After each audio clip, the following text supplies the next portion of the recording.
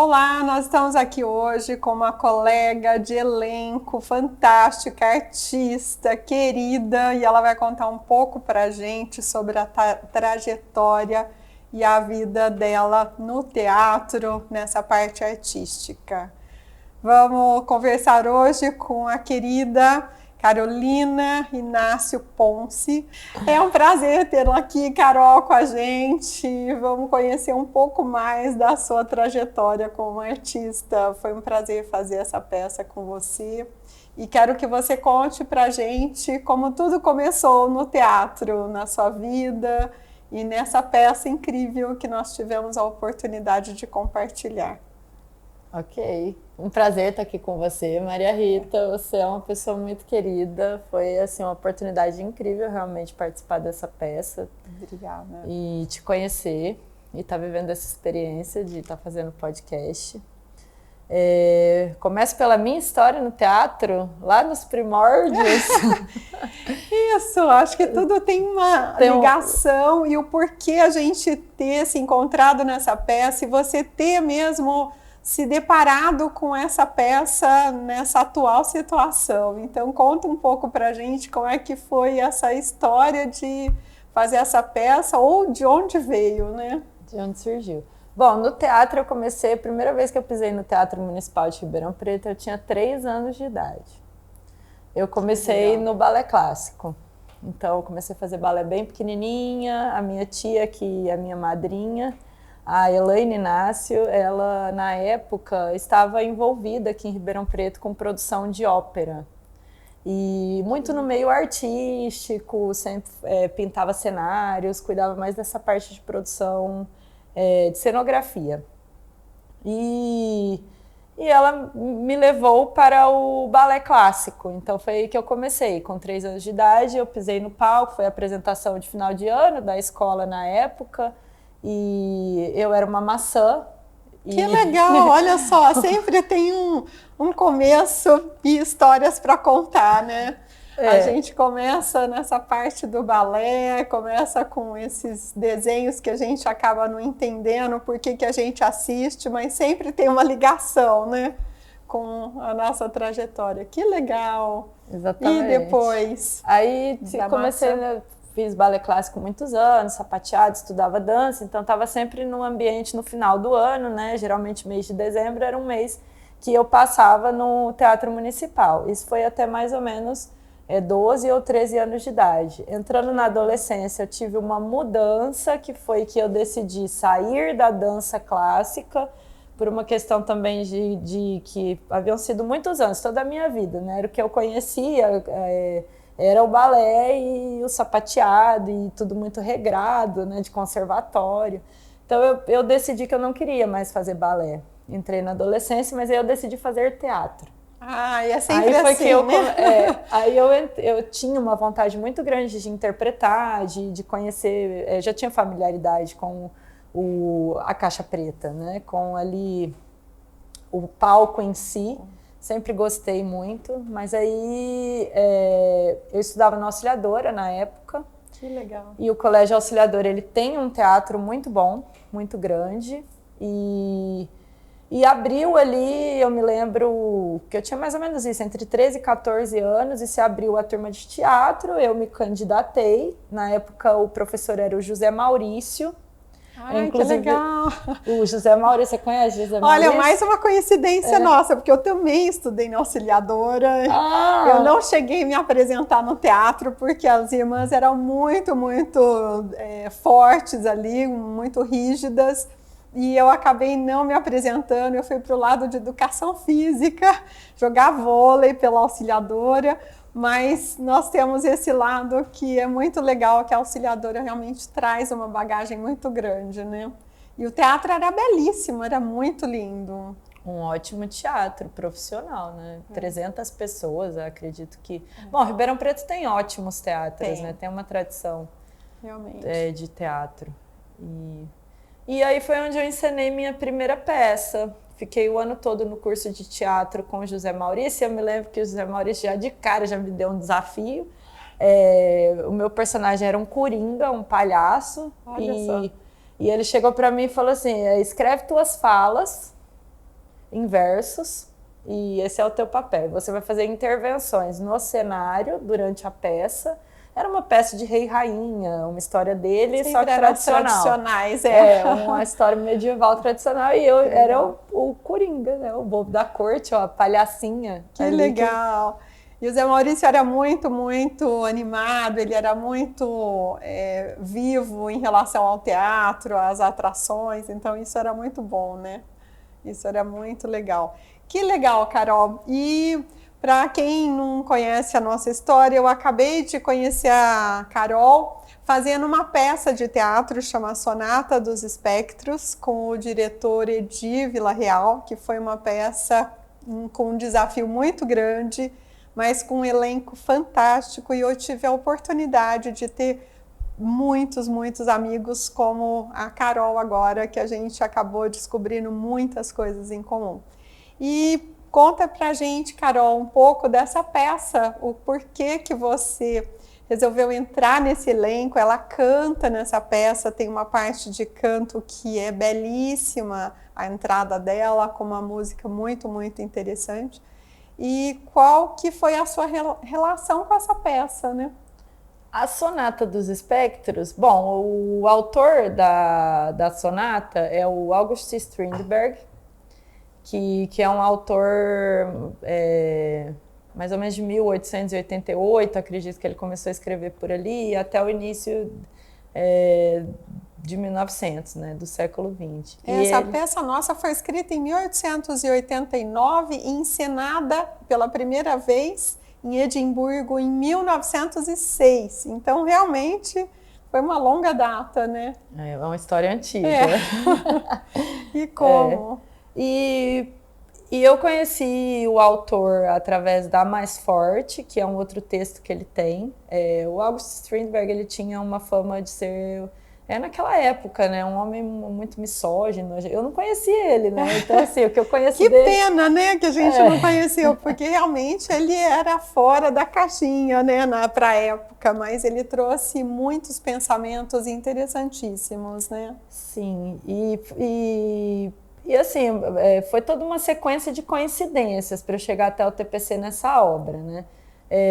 A primeira coincidência é que no ano de 2002 eu escrevo dramaturgia, roteiro, tenho esse lado da escrita muito aflorado, poesia, música, teses, escrevo, você imaginar, projetos. Olha só, mais um lado da Carol que a gente está descobrindo, tá vendo? É uma caixinha de surpresas. É uma caixa de Pandora. Que legal. E aí, em 2022, eu fazendo uma pesquisa não me acordo ao certo para quê, mas existe um assunto que sempre me interessou muito, que é a mediunidade, o cinema, as lentes, as projeções, a história antiga de tudo isso, como começou a história dos hologramas no teatro, a conexão entre cinema e teatro, a luz, né? Tudo isso me fascina. E aí, em 2022, dentro desse universo, eu comecei a estudar a fantasmagória, que faz parte da história do teatro, dessa época de 1800 também. Eu tenho um interesse muito grande por esse século, que vai do início de 1800 até o final. Eu gosto muito de muita coisa que eu encontrei ali, mas isso é uma longa história. E ali eu me deparei com a técnica da fantasmagória, que eles faziam justamente projeções ao vivo, que é a lanterna mágica, tudo isso é antes do cinema, então é um primórdio, projetavam imagens e às vezes começaram a trazer muita fumaça e até cheiros no teatro e ruídos, né, para assustar as pessoas. E isso, na época, teve uma ressonância muito grande com o público, né? Eram obras de terror. Eles tinham que realmente ter alguma coisa nova para o público ir ao teatro para assistir realmente as novidades da época. E realmente esse lado fantasmagórico vem a ter tudo a ver com a nossa peça, né? Para quem não assistiu e para quem não conhece um pouco da história, vale a pena assistir alguma coisa da Sonata em outros teatros ou em outros países, que realmente é interessantíssima a história toda, né, Carol? E aí o que aconteceu foi que, bom, eu estudei iluminação, né, cênica, uma das coisas que eu gosto de fazer também é bastidor no teatro, e uma das minhas paixões é luz. Então, justamente por essa coisa espírita que tem também através da luz e, enfim, e sucede que abri um curso do Instituto de Teatro Brasileiro aqui em Ribeirão Preto em 2023. Então eu comecei a estudar esse assunto e a escrever essa obra, que é Fantasmagória, em 2022. Em 2023 eu encontro o ETB, logo depois. E aí eu conheço a Miriam Fontana, que também é um nome conhecido. Muito conhecido. Ela é uma graça e realmente de dentro dessa parte artística fantástica, né? E aí conheci a Miriam. Aí o que acontece? Passou o tempo, né? E no final do ano passado, antes de eu me encontrar com a Sonata, ela iniciou um projeto dela, experimental, para a gente trabalhar com um texto de um musical, de um autor. E aí eu fui participar dessa construção, dessa obra, na parte musical. A nossa ideia era compor a parte musical. Quando eu chego lá, quem que eu me encontro como o coordenador dessa parte da música? O Fábio Evangelista. Ah, que é filho do dono do teatro que a gente fez a peça, né? Realmente. E aí linkou tudo e você acabou caindo no meu elenco, no nosso elenco, né? Da Sonata, que foi fantástico. E o que você trouxe para a sua parte física, para a sua parte artística, essa representação desse personagem, dessa peça incrível? O que te chamou mais atenção? O que você mais absorveu? Esquizofrenia e mediunidade. O que me chama a atenção no meu personagem, ela vive um delírio, né? Ela vive dentro de um universo, aquela casa, que é a Sonata dos Espectros, é uma história que conta, fala sobre uma casa antiga, de uma família muito rica, da época. Pouco movimentada. E ali dentro essa menina, que é a senhorita, né? Essa mulher, ela é a filha mais nova ali do coronel, né? Fica meio que isolada ali dentro da casa, vivendo uma vida completamente diferente de uma sociedade da época, né? Conversando com as flores. A principal atividade dela era conversar com os jacintos. É uma analogia muito legal, porque as flores dos jacintos são azuis, depois eu fui investigar e depois eu fui realmente entender a história, o porquê, mas tem uma ligação também com a alma dela, né? Com esse lado singelo, com esse lado completamente diferente da criação, né? Do envolvimento dela com tudo isso. Então isso foi muito legal. E eu me identifico, né? Eu me identifiquei. Mas foi assim, né? Eu cheguei no TPC a convite do Fábio, porque a gente foi compor e gravar essa música dessa peça. E ele me levou para lá, vamos ensaiar aqui no TPC, só tava eu e ele. E aí eu vi o cartaz. Aí eu falei, Fábio, eu quero encenar a Sonata dos Espectros. Tô dentro! E o Fábio me colocou pra dentro. E aí, a senhorita, ela é um personagem que, na verdade, tem muito a ver comigo e com a minha história de vida. Porque eu tenho uma conexão muito forte com a natureza, que vai além do que a minha conexão até mesmo com a sociedade, né? Uma coisa muito genuína. Eu gosto muito de de ter contato com a água, com as flores, com os animais, com todo esse universo, né? Para mim é também um universo onírico, mas é o lugar onde eu me sinto mais confortável. Eu prefiro fazer uma fogueirinha e dormir na terra e passar olhando as estrelas do que muitas vezes, para mim, esse é um conforto muito grande, né? Tá junto com a terra. Abastecimento em relação a esse lado energia, esse lado experiência mesmo de purificação, né? Ali de estar do lado. E a Carol tem uma experiência de vida fantástica, que toda vez a gente entra nesse assunto, tem horas e horas de diálogo, porque eu adoro escutar as histórias dela, que ela viveu em vários países, habla muy bien espanhol, e é muito interessante as histórias que ela tem dessa experiência mesmo, nesses anos vividos fora, né, Carol? Também é um leque que a gente pode abrir bastante aí, né? Esse é infinito e mais além, né? Tem muitas histórias, morei realmente um bom tempo fora. A maior parte do tempo morei alguns anos na Argentina e muitos anos no Equador também. E esses dois países te deram essa bagagem muito incrível de experiência de vida também para você se engajar mais nessa arte, nessa parte artística, porque são dois países muito interessantes, com uma experiência de vida que poucos conhecemos. E é interessante quando você está ali dentro e descobrindo, né? Essa parte artística dentro dos povos, dentro das colonizações que eles tiveram, que são muito diferentes da nossa também, né? Muito diferente. O Equador é um país que hoje em dia, até hoje, 60% da população é indígena, é nativa da Cordilheira dos Andes. Olha que interessante. E não sei se você já conheceu, mas a Cordilheira dos Andes é totalmente diferente do que é o indígena que a gente conhece no Brasil, né? Que é mais Tupi-Guarani, mais os Guaranis, né? Que é muito diferente. É um povo que vive no topo da montanha, das montanhas mais altas da Terra, né? Às vezes acima de 4.000 metros, em situações extremas, e desenvolvendo agricultura e sua cosmovisão, né? Sua cultura. Olha que interessante. Eu tenho pouco conhecimento, mas eu tenho muito, muito interesse em conhecer muito, porque a gente fala de cordilheira, só pega ali a parte do Chile, né? E a gente não sobe para ver o universo que tem essa corrente, né, de montanhas que a gente tem na natureza, que é fantástico da gente descobrir, né? Muito legal. Esse é um tema que também a gente vai pegar um podcast só para falar sobre essa parte.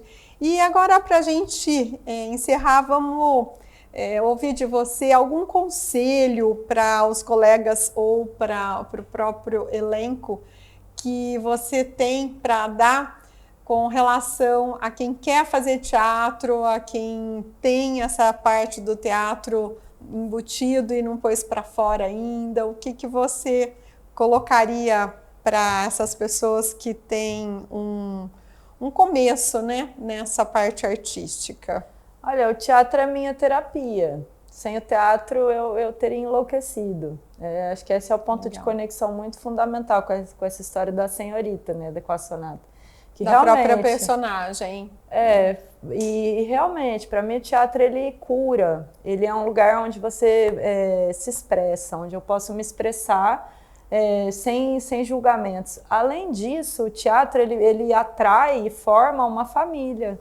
Né? A gente ali dentro do elenco, cada um faz uma coisa, dentro do teatro todo mundo como se fizesse de tudo e parece que está muito empenhado, né? Existe algo ali de muito comunitário, do fazer artístico e eu sinto que é um espaço muito rico para trocas de relações, mas também desse aspecto de cura, né? Onde eu encontro, é o meu ponto de força. Por poder expressar, nos teatros pode-se dizer tudo o que se pensa. Exatamente, né? A gente estava conversando exatamente há pouco, né, sobre o elenco antes de entrar em cena, ele tem o grito da merda, né, e para quem não sabe, merda é quando os teatros antigos recebiam as carruagens, e aí tinha muitas carruagens com os cavalos que faziam as necessidades ali e todo mundo, olha, muita merda, porque se tiver muitos cavalos e muitas carruagens significa que o teatro vai estar lotado, então vai ser muito interessante. E esse grito é emocionante, eu não sei se para você, mas para mim foi assim emocionante toda a peça que eu fiz, conhecer as pessoas e ter a oportunidade de sentir esse grito junto com as outras pessoas, é o que você falou. A gente forma uma família e naquele momento a energia é incrível, né? É incrível. É bem interessante, então é muito gostoso. É uma superação, né? A gente está ensinando a decorar o texto, essa parte que eu acho mais difícil.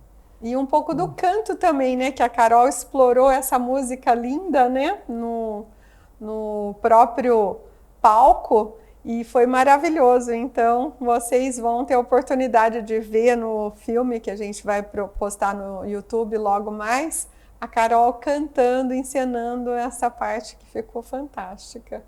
Querida, não sei como te agradecer, foi um prazer tê-la aqui com a gente e espero repetir a dose para a gente ter outros assuntos para vir a explorar e para todo mundo conhecer um pouquinho mais de você. Muito obrigada. Eu que agradeço, gratidão. E que venham muitos outros, né? Te esperamos para os próximos assuntos.